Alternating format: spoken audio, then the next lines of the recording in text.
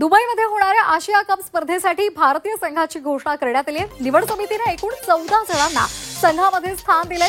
सूर्यकुमार यादव कर्णधारपदी कायम आहे। इंग्लंड विरुद्धच्या कसोटी मालिकेमध्ये चमकदार कामगिरी करणाऱ्या शुभमन गिलनं टीम इंडियामध्ये कमबॅक केलेला आहे आणि त्याच्यावर उपकर्णधार पदाची जबाबदारी देण्यात आली आहे। अभिषेक शर्मा, तिलक वर्मा, हार्दिक पांड्या, शिवम दुबे, अक्षर पटेल, जितेश शर्मा, जसप्रीत बुमराह, अर्शदीप सिंग, वरुण चक्रवर्ती, कुलदीप यादव, संजू सॅमसन, रिंकू सिंह आणि हर्षित राणा यांना आशिया कपसाठी संघामध्ये स्थान देण्यात आले।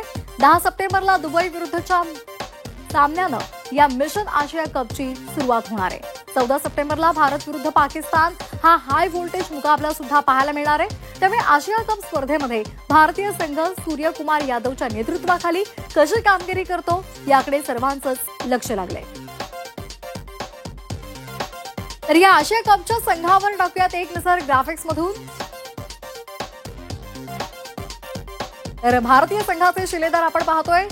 कर्णधार सूर्यकुमार यादव, उपकर्णधार शुभमन गिल, संजू सॅमसन, अभिषेक शर्मा, तिलक वर्मा, हार्दिक पांड्या, जितेश शर्मा, शिवम दुबे, अक्षर पटेल, अर्शदीप सिंग आणि जसप्रीत बुमराह यांचा संघामध्ये समावेश करण्यात आलाय। रिंकू सिंह, हर्षित राणा आणि कुलदीप यादव, वरुण चक्रवर्ती यांचाही संघामध्ये समावेश आहे।